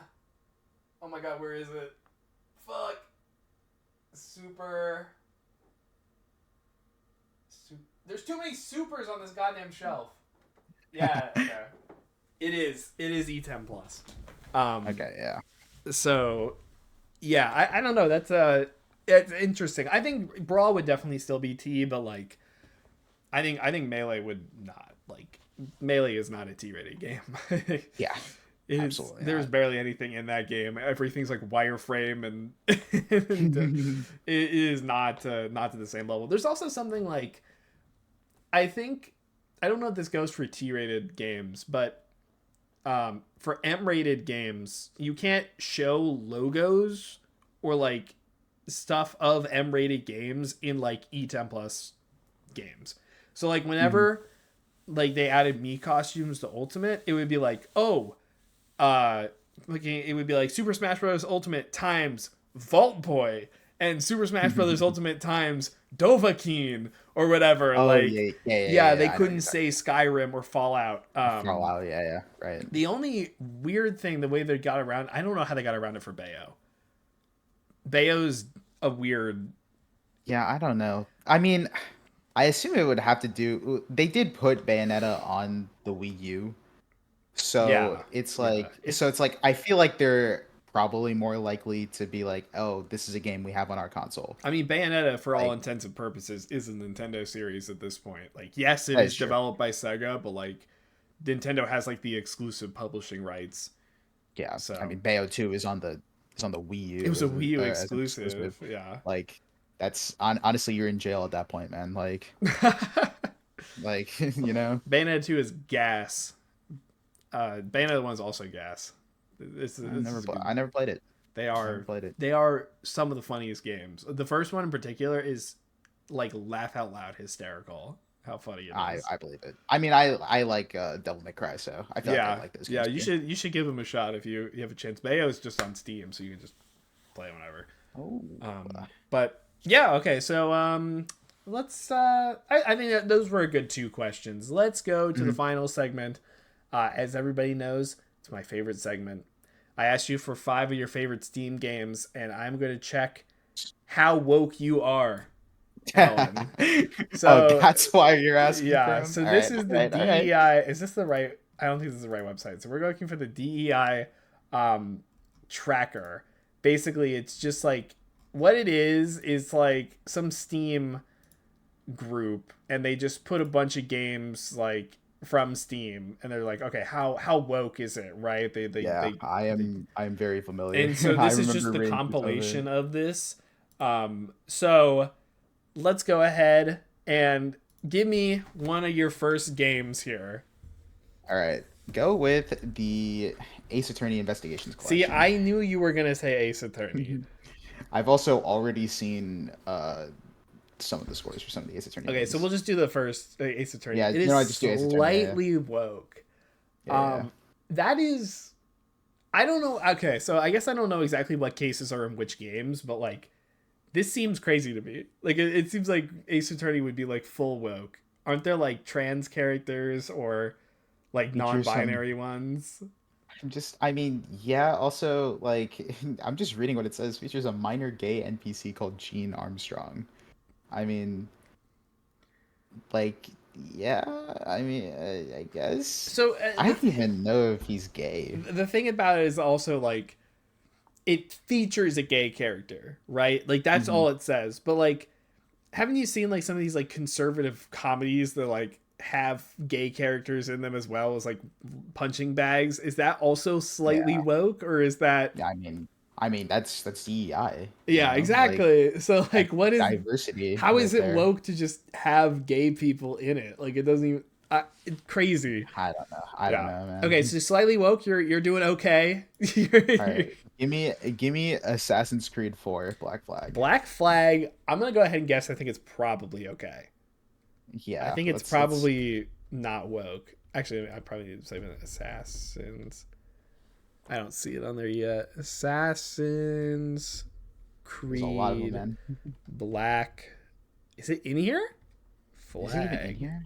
Yeah, it's right there. It's Oh, it is. woke. It's what It's do you mean woke. it's woke? It's so woke. Oh, you know what I'm forgetting? It had the DLC. I don't remember what it was called, like Liberation or Yeah, something. yeah, yeah. Oh yeah, Liberation contains Eveline. overtly pro DEI messaging and subtly pro LGBTQ plus messaging. Out of place diversity for the golden age of piracy. The NPC Mary Reed engages in cross dressing. Diversity disclaimer on startup. Oh my god, the Ubisoft. The like this game was True. made by a group, like a diverse group of people. It does not reflect real life. I didn't realize, does that nuke every single Ubisoft game? Kinda does, yeah. That's Also, crazy. I feel like a lot of people, if they are trying to call this game woke, they don't really realize that the main character is a DEI hire. You know, like he is, because you're going around the Caribbean, but you're playing as a Welsh guy. Yeah. Pirates You were know, not like white, I don't think, in a lot of situations, right? Like, I mean, bare minimum, the majority of everyone would be like Caribbean, so more yeah. like they lean towards darker skinned. But Yeah. you're playing as a straight It's Welshman. like the same idea of like cowboys were like real cowboys are probably mostly Mexican. They're not Yeah, actually white guys like John Ford or whoever. yeah, Uh, exactly. oh my god, I didn't think about the Ubisoft. The other thing, we had Black or Shadow of Mordor come up before. The thing Uh, about that is that this game and Shadow of Mordor, they both came out in 2014.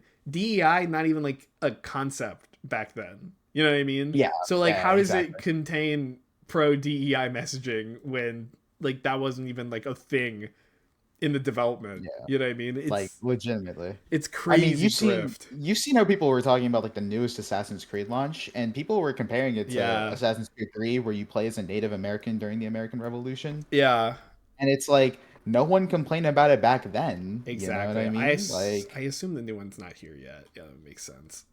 you wouldn't even need to look it up. It would just Liberation is like its own thing. That doesn't even like it's count it in. yeah, Oh my yeah, it's god. like yeah. I know it was like had its own like launch. Freedom Cry too. Freedom Cry is also DLC. Okay, so you're at one slightly woke and one woke. Not looking so good. Not Yeah. looking so hot. Oh man. All right, this one's gotta say me. Batman Arkham Knight. Arkham Knight. Okay. My favorite of the series. Arkham Knight is slightly woke. We actually have seen this one only because Tom said Arkham City, but Arkham City wasn't on here. Oh, okay. But yeah, contains subtly pro TQ plus messaging. A voicemail from Kate King reveals she is getting married to her female fiance. A member of the militia mentions his other half is a male civil rights lawyer. So funny because these are like maybe like a max of 2 lines each in the Yeah, game. exactly, Like, right? like it's so funny, Hey, dude. one bad apple. Or Oh, okay. Oh man, okay, well, not the redemption you were hoping for, it looks like. that is true. That is true. All right, all Okay, right. you got two more. I don't know if this one would help me necessarily, but go for Persona 5 Royal. P5. Okay, I'm trying to think. Mhm. The game's too long and has too much stuff to not be hard woke, right? That's what I'm saying, Yeah. right? Like, surely Persona. Oh, is it not? it's It's not on it's not here. even on Is here. it not on You guys search Steam? up like it is on Steam. Oh, okay. Well, I guess All they right, haven't gotten to it. I can get it back up. Don't worry. Okay, okay. Go for Yakuza 0. Yakuza. Ooh, Yakuza 0. Let's say slightly woke is what I'm gonna say. Oh, okay, there it is. It pulls Yeah. up. Contains. So this is actually crazy. So there's like a different, like, some of them are slightly woke and some of them are full woke. This one is slightly woke.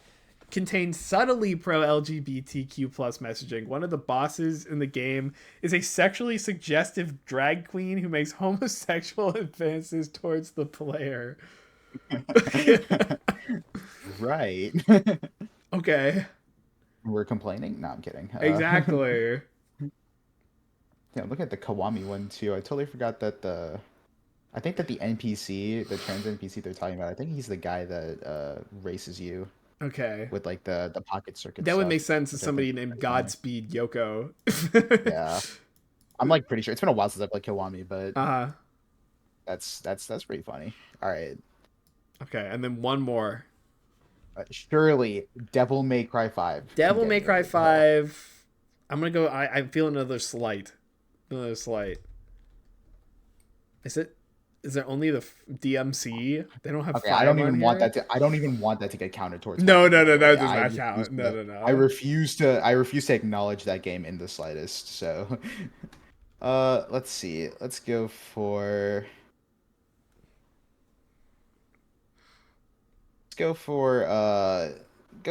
Halo 3. That's one Halo that's pretty 3. close to It my might just heart. be Master Chief Collection. Okay, that works too, honestly. That one is actually probably Well, I more see close to only my heart. Infinite. Are we serious right now? Infinite. Yeah, it's just God, Infinite. I get like low key like what's like the most anti woke game I got on my Most anti GTA woke. 5. You think that's? Surely. Oh, I see anti woke. No, no, no. GTA Yeah, 5's gotta have. Okay, surely. Grand Theft. Okay, only two They Grand Theft even Autos bother? are in here. They even How have they bother? not gotten 5? I'm just Like what the the most anti woke game. Hold on, now I gotta pull up my Steam and see if I can find it. Um, I know like the I can get like the wokest games. You know, like Celeste. Yeah. Yeah. Hades is nuclear. 80s, yep, Yeah. absolutely. I mean, literally any multiplayer hero shooter at this point is like in their mind is just completely gone. Oh, something like Balatro must be completely safe, right? Okay, it's just not even on They here. yeah, it's a good game, so they wouldn't rate it. Oh, the Dark Souls. Dark Souls. Surely. They're all slightly Slightly. woke. Okay.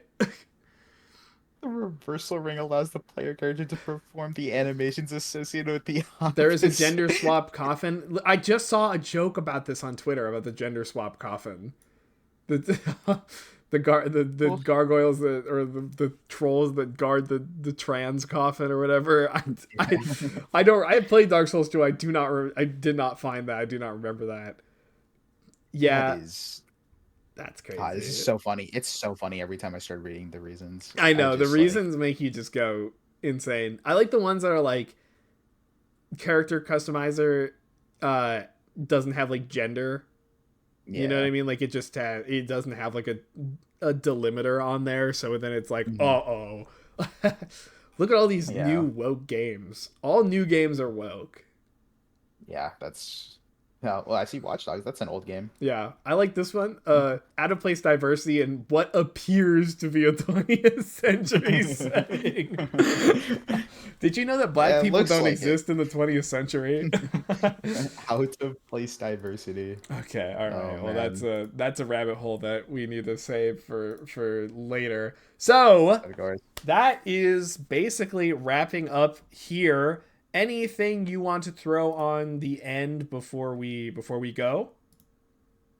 Uh, can someone Venmo me $100 so I can buy the Le Seraphim skins? Drop your Venmo. Dropping it, dropping Okay. it. Alan, if you want, shout yourself out before we go here. Uh, dude, I never like saying like follow me on You don't Twitter. It feels have like to. such You a. don't have to. I'm doing it But as I like a mean, courtesy thing. Like I don't want to just I'm doing it to get in the like the gist of it because if I have like an actual like a guest that has like, people in the creator space, they would true, true, definitely true. care. But for you guys, I know it's just more of like Yeah, a that's true. I'm just giving you the opportunity. Follow me on Billy Billy. I'll send my ad somewhere else, bro. Yeah. All All right, right. cool. Well, that is going to be it. Thank you guys so much for watching. Peace out. Have a good day. See ya in 2 weeks. Bye bye.